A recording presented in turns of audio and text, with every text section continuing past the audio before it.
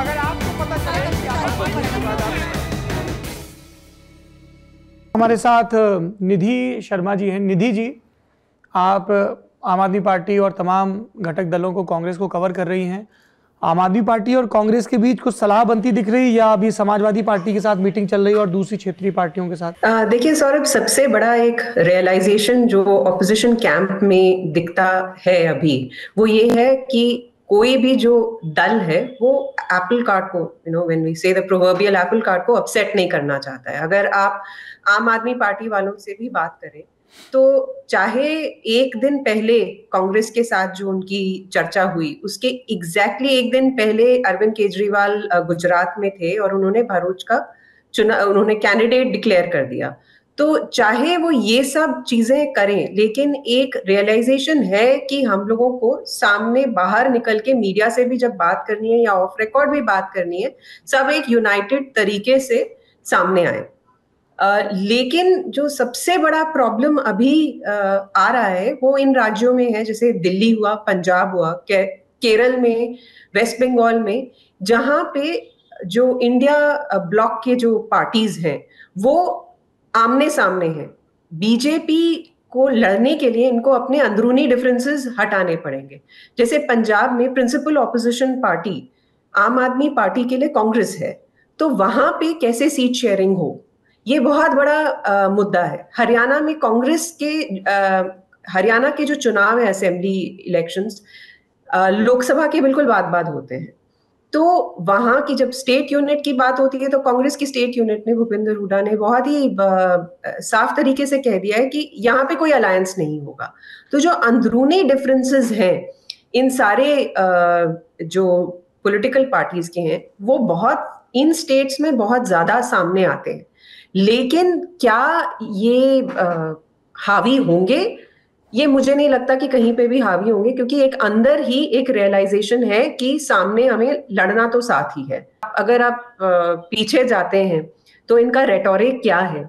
अगर लास्ट आपने देखा हो कि 10th करोड़ उज्ज्वला बेनिफिशियरी के टाइम पे प्रधानमंत्री उनसे मिलने गए, उसके मतलब आप देखेंगे, अगर वो, it can be called a master class of public relations, जो उन्होंने डायरेक्ट कांटेक्ट एक साधा एक बेनिफिशियरी से, फिर वो बात करते हैं कि आपके पास क्या क्या पहुंचा, क्या क्या प्रोग्राम्स पहुंचे। तो आपको देखने में ये समझ में आ जाता है कि वो एक प्रॉपर रिलेशनशिप है एक वोटर के साथ। अपनी सारे कार्यक्रम भी बता रहे हैं, सारी योजनाएं भी बता रहे हैं, आपकी कहां तक पहुंच रही हैं वो भी पूरे बता रहे हैं। और ऑपोजिशन का जो बाब है, जो उनके ऊपर कटाक्ष मारते हैं, तो उसको भी एड्रेस करते हैं, बोलते हैं कि हाँ, मैं समझ सकता हूं कि क्योंकि मैं चाय वाला हूं।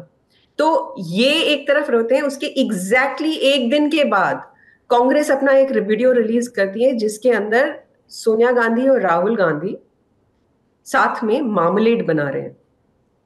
तो यहां पे हमारे जो पैनलिस्ट हैं, आई वुड से कि जनता में से किसी को जैम और मार्मलेड में भी अंतर पता हो तो बहुत बहुत बड़ी बात है। तो आपका जो मैसेजिंग है वो एक तरफ तो ऑपोजिशन और कांग्रेस की ये होती है कि 10th crore, this is your counter. 10th crore Ujjwala beneficiary का आप काउंटर करते हैं मार्मलेड बनाते हुए।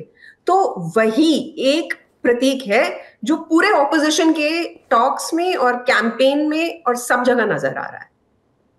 तो इट्स जो ऑपोजिशन है, जैसे कहते हैं, स्टेट ऑफ डिसएरे में है, और वो टॉक्स में भी नजर आता है। क्योंकि आप देख रहे हैं इस हफ्ते टॉक्स हो रही हैं और सडनली मोमेंटम जब बढ़ रहा है उस कैंप में, और सडनली 14 तारीख को भारत जोड़ो न्याय यात्रा शुरू होती है।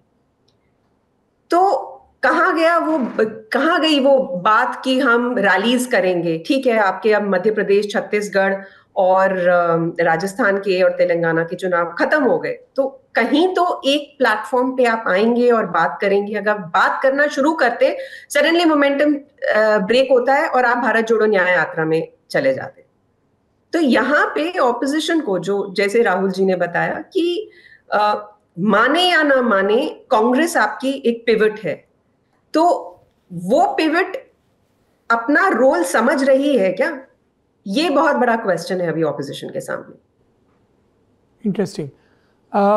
मेरी कुछ कांग्रेस के जो सहयोगी दल हो सकते हैं उसके नेताओं से बात हो रही थी, तो हमने उनसे पूछा कि आप में से कौन चुनाव लड़ेगा, कौन नहीं लड़ेगा, कांग्रेस में कौन। तो कुल जमा बात ये सामने आई कि क्या कांग्रेस और ये जो तमाम क्षेत्रीय दल हैं, ये जो अपने बड़े या टीवी पर लगातार नजर आ रहे नेताओं को या जिनको संगठन बड़ी जिम्मेदारी दे रखी है, इनको चुनाव लड़ने के लिए कहेंगे?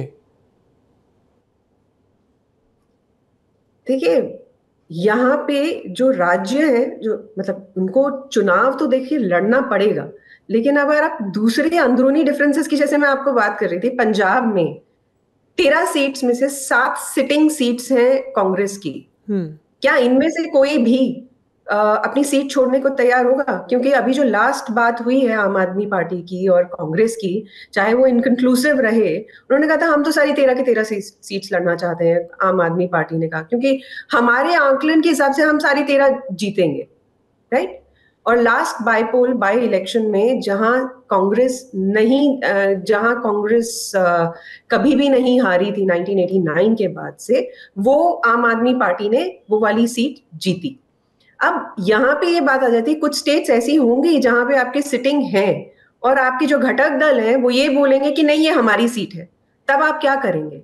बिल्कुल एक जो आपका, जैसा आपने पूछा कि क्या ये बड़े नाम जो हमें टीवी पे नजर आते हैं वो क्या लड़ेंगे? बिल्कुल लड़ेंगे, और लड़ना चाहिए भी, क्योंकि पिछली बार भी अगर आपने देखा हो कि जब दिल्ली में कोई लड़ने को तैयार नहीं था, तब सोनिया गांधी ने पर्सनली 2019 के चुनाव में सारे पुराने लोगों को फोन कर करके कहा था, चाहे वो महाबल मिश्रा हो, चाहे सबको कहा था कि अब आप आइए और आपको चुनाव लड़ना पड़ेगा। तो यहाँ पे जब एक मैसेजिंग जाती है तो बिल्कुल बड़े नामों को लड़ना पड़ेगा। ऑलराइट।